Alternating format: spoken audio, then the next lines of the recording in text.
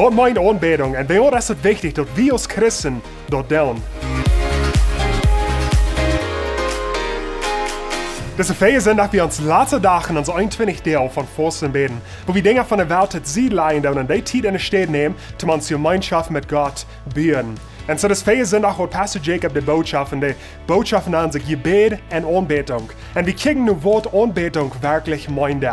Wir sehen, dass es ganz einfach ist. Anbetung meint Life bewiesen. Mit Anbetung bewiesen wir unser Life, Gott uns Vater, der Schöpfer von der Himmel und der Erde, der wird die ganze Welt hat gemerkt und der wird uns Rat und ein ewiges Leben geben, wenn wir Jesus annehmen tun. So, wo wir unser Life haben bewiesen tun, ist starke Anbetung. Wir sehen, dass es wichtig ist, dass wir Life bewiesen tun zu uns Nächsten.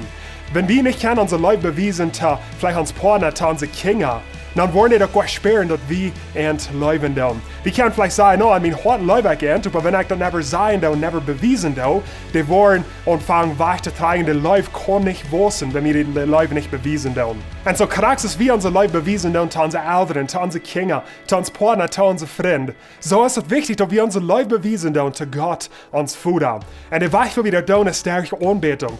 Die Anbetung meint verschiedene Dinge. Ein von den Dingen ist, wir singen Lieder zu Gott. Und dadurch wir anbeten. Und wir sehen dort in der Psalm, David, der vertalen Teil von Lieder singen, von Donzen, von Jochen, von der Hängklotschen und von Fredhan, zum Live bewiesen zu Gott, uns Vater. Und so bloß ein paar Beispiele von dort, in Psalm 95, Vers 1. Kommt, weil wir mit Ländern den Herrn loben, und nicht Fred Jochen unseren Herrn loben, der uns Rat und Sache hält. Noch ein Psalm 47, Vers 2. Klotsch mit der Hänge alle Felder, juchtet Fred zu unserem Gott. So ein Weg, wo wir können Leute bewiesen zu Gott, ist durch Anbetung, durch Singen, durch unser Hängklotschen, durch Jochen und durch Fred haben. Noch ein Weg, wo wir das können, ist durch Beten, Gemeinschaft bieten und uns Gebet leben, wenn unser Life kann wachsen für Gott, wenn wir beten tun.